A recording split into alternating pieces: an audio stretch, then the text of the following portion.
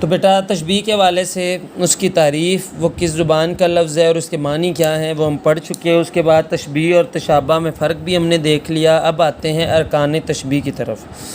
ارکان تشبیہ آپ کو سمجھنے بہت ضروری ہیں، کیونکہ معروضی میں پوچھ لیا جاتا ہے مشبہ کیا ہے، مشبہ بہ کیا ہے، وجہ شبہ کسے کہتے ہیں، کچھ بھی پوچھا جا سکتا ہے۔ اس وجہ سے سب کی تعریف آپ کو پتہ ہونی چاہیے اور ان کے درمیان فرق پتہ ہونا چاہیے۔ تو سب سے پہلے جو آپ کو یاد رہنا چاہیے وہ ہے کہ تشبیہ کے ارکان کتنے ہیں۔ اکثر تو یہی سوال پوچھ لیا جاتا ہے کہ تشبیہ کے ارکان کتنے ہیں، تو آپ کو پتہ ہونا چاہیے تشبیہ کے 5 ارکان ہیں۔ سب سے پہلا ہے مشبہ۔ تشبیہ کے 5 ارکان ہیں۔ پہلا ہے مشبہ۔ ترتیب یاد رکھنے کی ضرورت نہیں کہ پہلا کون سا ہے دوسرا کون سا ہے، یہاں پڑھنے کی ہماری صرف ترتیب ہے کہ سب سے پہلے ہے مشبہ۔ مشبہ کہتے کسے ہیں؟ جس چیز کو تشبیہ دی جائے اسے مشبہ کہتے ہیں۔ جس چیز کو تشبیہ دی جائے اسے مشبہ کہتے ہیں۔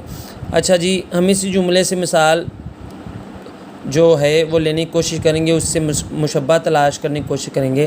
جس چیز کو تشبیہ دی جائے، تو اس چشمے کا پانی برف کی مانند ٹھنڈا ہے، تو تشبیہ کس کو دی گئی ہے؟ پانی کو برف سے تشبیہ دی گئی ہے، تو اس لیے یہاں چشمے کا پانی جو ہے یہ ہمارا مشبہ ہوگا۔ چشمے کا پانی مشبہ ہے کیونکہ اس کو جو ہے وہ تشبیہ دی گئی ہے۔ یہاں پر بھی دیکھ لیں، شازیہ پھول کی مانند ہے، تو کس کو تشبیہ دی گئی ہے؟ شازیہ کو پھول کی مانند کہا گیا ہے، اس وجہ سے شازیہ کیا ہے؟ مشبہ ہے۔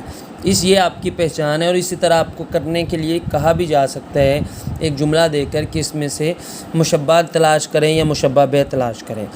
تو مشبہ کہتے ہیں جس چیز کو تشبیہ دی جائے، یعنی علی شیر کی طرح بہادر ہے تو علی کو شیر کہا گیا، اس وجہ سے علی مشبہ ہے کیونکہ علی کو تشبیہ دی گئی ہے۔ پانی شہد کی طرح میٹھا ہے تو پانی مشبہ ہے کیونکہ پانی کو شہد کہا گیا ہے۔ دلہن جو ہے وہ چاند کی طرح خوبصورت ہے تو دلہن جو ہے وہ مشبہ ہے کیونکہ اس کو تشبیہ دی گئی ہے۔ تو مشبہ کی پہچان ہے جس کو تشبیہ دی جائے۔ اب دوسرے پہ آ جائیں مشبہ بہ۔ مشبہ بہ اس کے الٹ ہے۔ مشبہ تھا جس کو تشبیہ دی جائے، اور مشبہ بہ ہے جس چیز سے تشبیہ دی جائے۔ مشبہ جس چیز کو تشبیہ دی جائے، مشبہ بہ ہے جس چیز سے تشبیہ دی جائے۔ تو چشمے کے پانی کو کس سے تشبیہ دی گئی تھی؟ برف کے ساتھ، یہ مشبہ بہ ہے۔ شازیہ کو کس سے تشبیہ دی گئی تھی؟ پھول کے ساتھ، یہ مشبہ بہ ہے۔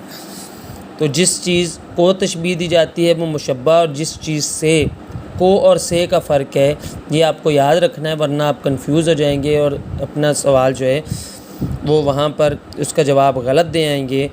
تو جس چیز کو تشبیہ دی جائے مشبہ، اور جس چیز سے تشبیہ دی جائے اسے مشبہ بہ کہتے ہیں۔ مثالیں اور بھی لیں گے آگے، ابھی صرف سمجھتے جائیں۔ نوٹ کیا ہے؟ یہ بھی ایک اہم معروضی ہے کہ مشبہ اور مشبہ بہ کو طرفین تشبیہ کہتے ہیں۔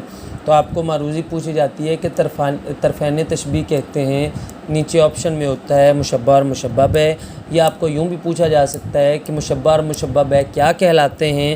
جب ان دونوں کے بارے میں اکٹھا پوچھا جائے تو اس کا مطلب صرف ایک ہے، اور وہ ہے کہ یہ طرفین تشبیہ کہلاتے ہیں۔ طرفین تشبیہ مراد تشبیہ کے 2 اطراف، ایک کی مانند قرار دینا، ایک کو اور ایک سے، ان دونوں کو ملا کے تشبیہ بنتی ہے، اس وجہ سے اسے طرفین تشبیہ کہتے ہیں۔ خیر، یہ آپ کو یاد رکھنا ہے۔ پھر واضح کر دوں، 5 ارکان ہیں۔ مشبہ جس چیز کو تشبیہ دی جائے، مشبہ بہ جس چیز سے تشبیہ دی جائے، اور مشبہ اور مشبہ بہ دونوں کو کیا کہتے ہیں؟ طرفین تشبیہ کہتے ہیں۔ تیسرا جو ہمارے پاس رکن ہے وہ وجہ تشبیہ یا وجہ شبہ ہے۔ دونوں پوچھا جا سکتا ہے، وجہ تشبیہ یا وجہ شبہ۔ تو تعریف کیا ہے اس کی؟ وہ مشترک خوبی جو مشبہ اور مشبہ بہ میں پائی جائے وجہ تشبیہ یا وجہ شبہ کہلاتی ہے۔ تو آپ نے تعریف بھی یاد رکھنی ہے اور اس کو سمجھنا بھی ہے۔ وہ مشترک خوبی، ہم نے تشبیہ کی تعریف میں کیا پڑھا تھا؟ دونوں میں پائی جانے والی مشترک خوبی۔ تو یہ تو طے ہے کہ تشبیہ کے اندر دونوں میں ایک خوبی ہوگی، دونوں چیزوں میں، جس چیز کو تشبیہ دی جائے یا جس چیز سے تشبیہ دی جائے، دونوں میں ایک خوبی ہوگی، خوبصورتی ہوگی، جو ہے وہ غصہ ہو سکتا ہے، بہادری ہو سکتی ہے، لالچ ہو سکتی ہے، یعنی دونوں میں خوبی ضرور ہوگی۔ یہی وجہ ہے کہ دونوں میں جو خوبی پائی جاتی ہے وہی تو وجہ شبہ ہے۔ چشمے کا پانی برف کی مانند ٹھنڈا ہے، دونوں میں خوبی کیا ہے؟ ٹھنڈا ہونا۔ چشمے کا پانی ٹھنڈا تھا، اس نے اس کو برف کی مانند کہہ دیا، ان دونوں میں خوبی کیا ہے؟ ٹھنڈا ہونا، اس وجہ سے یہ وجہ شبہ ہے، یہ وجہ تشبیہ ہے۔ ٹھنڈک، شازیہ پھول کی مانند ہے، شازیہ کو ہم نے پھول کہا، پھول کیا ہوتا ہے؟ خوبصورت ہوتا ہے، اس وجہ سے یہاں وجہ شبہ کیا ہے؟ خوبصورتی۔ یہ تو اس لیے یہ بہت آسان ہے اس کو پہچاننا کہ مشبہ اور مشبہ بہ دونوں میں پائی جانے والی جو ایک خصوصیت ہوتی ہے اس کو ہم وجہ تشبیہ کہتے ہیں۔ مشبہ اور مشبہ میں پائی جانے والی خوبیوں میں ایک سے زیادہ بھی ہو سکتی ہیں۔ ہم جب یہ کہتے ہیں کہ اس کا چہرہ پھول کی مانند ہے تو اس میں رنگ، خوبصورتی، نازکی اور تازگی 4 چیزیں مشترک، یہی وجہ ہے کہ یہی وجہ شبہ ہے۔